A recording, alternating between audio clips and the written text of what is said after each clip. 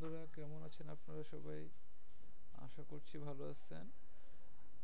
আজকে যে ভিডিওটা আমি তৈরি করছি সেটা হচ্ছে যে আমরা যখন চিন্তা করি যে ট্যাব কিনবো নাকি অ্যান্ড্রয়েড ফোন কিনবো, আহ, অনেকেই এই যে সেকেন্ড থটটাও দেয় না যে আমরা দেই না যে ট্যাব কিনবো নাকি অ্যান্ড্রয়েড ফোন কিনবো। আমরা জাস্ট সরাসরি কি বাজারে গিয়ে অ্যান্ড্রয়েড ফোন কিনে ফেলি। বা যাদের এক্সিস্টিং অ্যান্ড্রয়েড ফোন আছে, ভাবছি বা কোনো কারণে নষ্ট হয়ে গেল আরেকটা নিতে যাবেন, তো আমি বলবো যে কিছু জিনিস কনসিডার করে নিলেই আমরা অনেক ফলপ্রসূ একটা জিনিস, আমরা যে অ্যান্ড্রয়েড সেটটা কিনবো সেটা হচ্ছে বেটার আর কি পেতে পারি। ঠিক আছে? তো ট্যাব আর অ্যান্ড্রয়েড ফোন এর মধ্যে বেসিক কোনো ডিফারেন্স নেই, আবার বেশ ডিফারেন্স আছে। কেমন করে সেটাই আজকে দেখি। আমরা তুলনা করে দেখি যে কোনটা নেওয়া আমাদের জন্য বেটার হবে। আমরা যদি প্রথমে কনসিডার করি প্রাইস, আচ্ছা ট্যাব আর অ্যান্ড্রয়েড ফোনের প্রাইস ডিফারেন্স নট মাচ। ঠিক আছে, আপনি 10,000 টাকার বাজেট নিয়ে যদি যান, আপনি খুব কম পার্থক্য, মানে কম কনফিগারেশনে কম পার্থক্যেই ট্যাব আর অ্যান্ড্রয়েড ফোন পেয়ে যাবেন। ঠিক আছে, বাট আপনি সেই সেম দাম দিয়ে কোনটা কিনলে আপনার ভালো হয়, ট্যাবটাতে আমরা ওকে দিব নাকি অ্যান্ড্রয়েডটাতে ওকে দিব, এটা হচ্ছে বিবেচনার বিষয়। ঠিক আছে, আমি বলবো ট্যাবে ওকে। কারণ হচ্ছে যে আপনি অবশ্যই একটা অ্যান্ড্রয়েড ফোন থেকে একটা ট্যাবে আরও অনেক বেশি কিছু পাবেন, এটা আমি গ্যারান্টি করতে পারি। স্যাটিসফ্যাকশনের ব্যাপারটা পুরোটাই আলাদা ব্যাপার, একজন একভাবে স্যাটিসফ্যাকশনটা নেয় বা দেখে। বাট আমি তুলনা করে দেখাতে পারি আপনি যে কেন ট্যাবলেটটা বেটার হবে। আর নেক্সট যেটা কনসিডার করবো সেটা হচ্ছে যে সার্ভিস। অবশ্যই অ্যান্ড্রয়েড ফোনের চেয়ে ট্যাবের সার্ভিস বেস্ট, ভালো, এটাতে ওকে দিচ্ছি। Android phone is okay also, এটাতে সার্ভিস আমরা অ্যান্ড্রয়েড ফোনে পাবো। সার্ভিস বলতে কী কী সার্ভিস, অনেক কিছু চলে আসে, ডাটা সার্ভিস, নেটওয়ার্ক সার্ভিস, সব কিছু মিলিয়ে বলছি। নেক্সট কি আছে, নেক্সট ক্যামেরা। সেম কনফিগারেশনের ফোনে আপনি ট্যাবে হয়তো বা ক্যামেরাটা কিছুটা কম পেতে পারেন, এটাতে অ্যান্ড্রয়েড ফোন ওকে পাচ্ছে। হ্যাঁ, ট্যাবে ক্যামেরাটা একটু সমস্যা আছে, কম বেশি, প্লাস ট্যাবে ছবি তুলতেও একটু কষ্টকর হয়। তারপরও এটা কেন এতটা ভাবার বিষয় না যে ক্যামেরাটা অ্যান্ড্রয়েড ফোন ভালো, ঠিক আছে, কিন্তু আরও কিছু ফিচার আছে যেটার জন্য ট্যাবকে আমরা আগে রাখবো। এটা কি, এটা ইউজেস, এখানে হচ্ছে মেইন পার্থক্যটা। আমরা ট্যাবকে যতটা ব্যবহার করতে পারবো, একটা অ্যান্ড্রয়েড ফোনকে সেইভাবে ব্যবহার করতে পারবো না সবটুকু। যেমন আপনি একটা বই পড়তে শুরু করলেন, ঠিক আছে, বই পড়তে শুরু করলেন আপনি, আমার নিজের অভিজ্ঞতা থেকে বলছি, অ্যান্ড্রয়েড ফোনে আপনি 10 মিনিট পড়ার পরে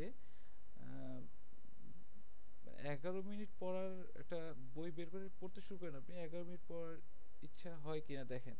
অক্ষর অনেক ছোট ছোট, যদি আপনি বড় করে নেন লেখার সাইজ, সব কিছুই বড় করে নেন, তারপরও দেখবেন যে অ্যান্ড্রয়েড ফোনে স্ক্রিন ছোট হওয়ার কারণে সেটা ভালো লাগতেছে না।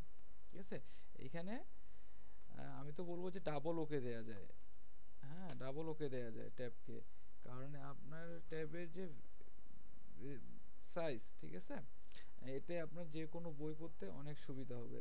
প্লাস আপনি ফেসবুকে যে কোনো কিছু পড়েন, পোস্ট পড়েন, আপনি আদার্স যে কোনো কিছু পোস্ট পড়েন, অনেক আপনি সুবিধা পাবেন এইখানে।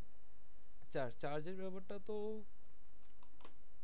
কোনো কোশ্চেন নেই, ট্যাব এগিয়ে আছে, কারণ স্ক্রিন বড় হওয়ার কারণে ট্যাবগুলো যখন তৈরি করে অবশ্যই চার্জ বেশির একটা অপশন দিয়ে রাখে।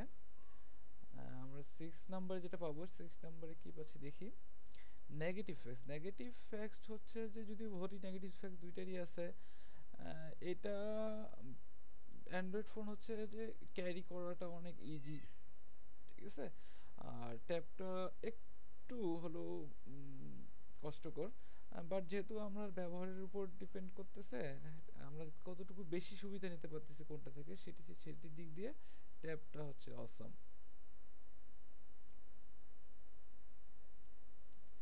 এক্সট্রা ইউজেস এটাতে আমি ট্যাবকে আবার ওকে দিব।